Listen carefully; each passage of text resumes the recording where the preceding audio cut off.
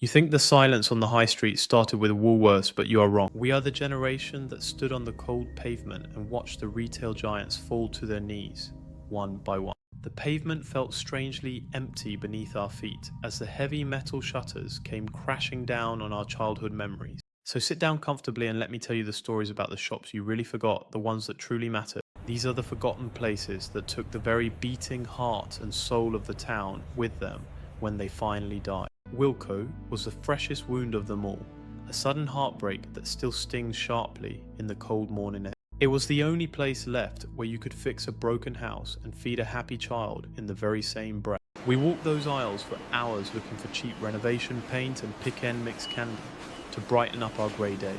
It was a vital lifeline for every British home that needed a quick fix, a friendly face in a cold corporate world. When the shutters fell for the last time in 2023, it wasn't just a shop closing down, it was a tragedy. It was the lights finally going out in the community's living room, leaving us all sitting in the dark. Long before the polished and sterile aisles of today, we navigated the rough and frozen charm of Kwik Save. We fondly called it Liquor Save, laughing at the ugly frozen floors while buying the food we needed to survive. It was ugly and it was basic, but we needed it to survive when the money was tight and the winter was cold. The no-frills beans cost mere copper pennies, tasting of metal but filling the cupboards when times were hard. We didn't go there for glamour or style, we went there simply to fill the cupboards and feed our families. We pushed wobbly trolleys through a chaotic kingdom of cardboard boxes, hunting for bargains in the mess. For the dreamers and the tinkerers, Maplin was a cathedral of copper wire that smelled of ozone and possibility. The air always smelled of ozone and possibility and warm plastic, a scent that promised a new invention. It was a place where you could build the future with a handful of components and some friendly advice. You could ask the old man behind the counter how to fix anything, and he would actually know the answer. Amazon killed it, but an algorithm could never give you the wisdom or the smile of that old man. Now, the hobbyists have nowhere to go but the cold internet, scrolling through pages instead of touching wires. Borders wasn't just a shop. It was a sanctuary where the clock stopped ticking and the world faded away. We sat on the carpet for hours, ignoring the world outside, lost in stories we hadn't paid for yet. We drank coffee and read magazines we had no intention of buying, treating the aisles like our own living room. It was the town's library and its meeting place on a rainy Saturday, a warm refuge from the grey sky. It felt like a second home until the doors locked forever, shutting us out in the cold rain. Town centres lost their warmth when the books were taken away, leaving a hole that coffee chains couldn't fill. If you grew up in the 2000s, you couldn't escape the hand signal that everyone understood across the street. It was a silent code everyone understood across the crowded street, a gesture that meant call me later. They were loud and they were brash, selling us the future in bright blue letters above the door. We signed our lives away on 24-month contracts just to get a flip phone that snapped shut. Then the networks pulled the plug and the lights went out, leaving the high street a little quieter. A giant that seemed invincible vanished before the ink was dry, leaving empty shops and confused customers. Little Chef didn't own the high street, but it owned the romance of the winding British roads. The windows were always steamy and the lollipops were free, a sweet treat for the bored kids in the back. The Olympic breakfast was a greasy prize for the weary traveller, waiting at dawn with steamy windows. We sat in red booths, watching the rain lash against the glass, feeling safe and warm inside. Losing it felt like losing the romance of the journey itself, the magic of the stopover gone. Now we are left with nothing but cold anonymous service stations, selling overpriced coffee to strangers. Game was for the clean-cut crowd, but Gamestation was a gritty club for the real players and traders. It was a gritty club of trade-ins and second-hand treasures, where the boxes were worn and the discs scratched. The staff knew every cheat code by heart, sharing secrets in a place that couldn't be bought by corporations. It had a soul that couldn't be bought by corporate money, a vibe that belonged to the players. It was swallowed up and sanitized, leaving the gamers out in the cold with nowhere to trade their memories. We lost the smell of old plastic cases and the thrill of hunting for second-hand treasures in the bins. That bright yellow Netto bag was a badge of shame in the playground, a symbol we tried to hide. It was social suicide for any kid walking to school in the 90s, clutching that yellow plastic tight. But secretly we loved it for the chaotic aisles and the prices that kept our families fed. It was Scandinavian efficiency before IKEA made it cool to be cheap. a warehouse of hidden wonders. We hid the bags, but we ate the food that kept us going, fueled by cheap beans and frozen pizza. The legend of that bright yellow plastic still haunts our memories, a ghost of the school-run past. Before the giant warehouses took over, JGB Sports was the undisputed king of the terraces and the street. That green bag was the uniform of the British lad in the 90s, swinging from every shoulder. It was stuffed with muddy football boots and replica kits ready for the big game on the weekend. It was a temple of sport where we spent our pocket money, hoping to look just like our heroes. We spent our pocket money there hoping to look like our heroes, dreaming of scoring the winning goal. Then the corporate machine stripped it bare and left it to rot, replacing soul with sales figures. Finally, there was Virgin Megastore, the great cathedral of music where we worshipped at the listening post. We stood at the listening post with headphones tight on our ears, ignoring the shoppers walking by.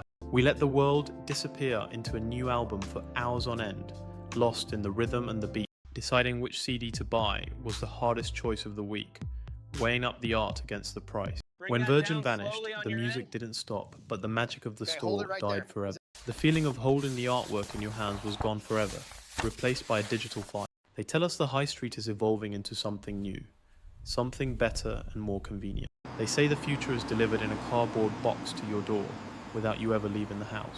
But looking at the empty windows and the to let signs, I am not sure if this is progress. We traded our community for convenience and didn't look back until the shops were already gone. Now, the streets are quiet and belong to no one but the rain and the ghosts of the past. The magic of the high street didn't stop there. We all remember the giraffe that welcomed us to the warehouse of dreams. Toys. Do we have enough for the Nintendo game?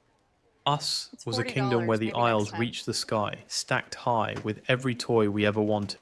Running down those aisles with a trolley felt like winning a golden ticket to a world of pure imagination. We begged our parents for the latest console games, staring at the paper tickets in the video game aisle. When the doors closed, a piece of our childhood was locked away forever behind those giant rainbow letters. Friday nights weren't complete without the blue and yellow ticket to Hollywood that was Blockbuster Video. We spent hours walking around the perimeter, judging movies by their covers and arguing over what to watch. The smell of popcorn and old carpet was the perfume of the weekend, a promise of a movie night in. We frantically rewound the tapes before returning them, terrified of the fines that cost more than the rental. Streaming gave us convenience, but it stole the ritual of the hunt and the joy of holding the tape. C&A was the fashion capital for families who wanted to look good without breaking the bank or the budget. We wore the Clockhouse label like it was designer gear strutting down the high street in our new threads. It was a maze of rails where mothers dragged their sons to find a sensible coat for the winter school term. When they left the UK, the high street lost a reliable friend that had dressed us for generations. BHS was the grand old dame of the high street, smelling of potpourri and expensive lighting fixtures.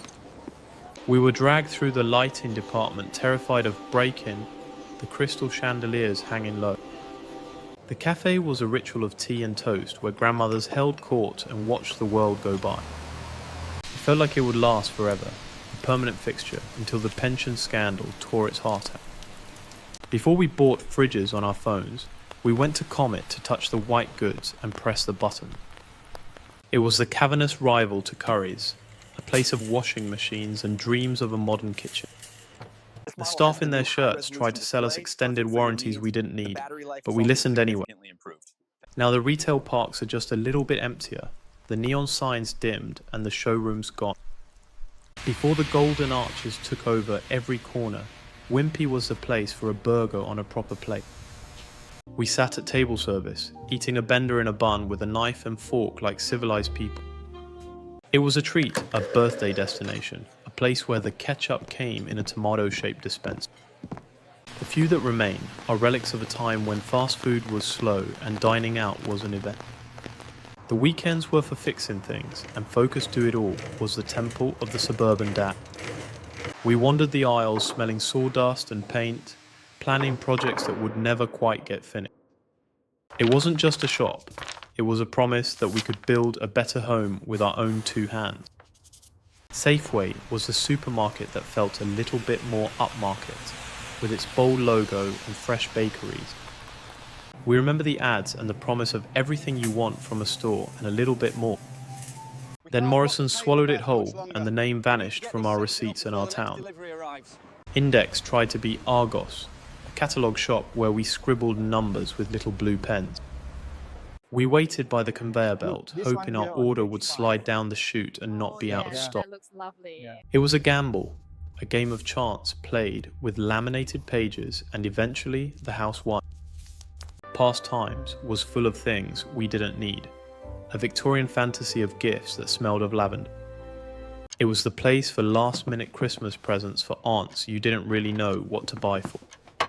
Now those shops are just ghosts, haunting the retail parks and the high streets of a changing nation. We didn't just lose shops, we lost the backdrop to our lives, the scenery of our growing up. So take a moment to remember them, before the last memory fades like a receipt left in the rain.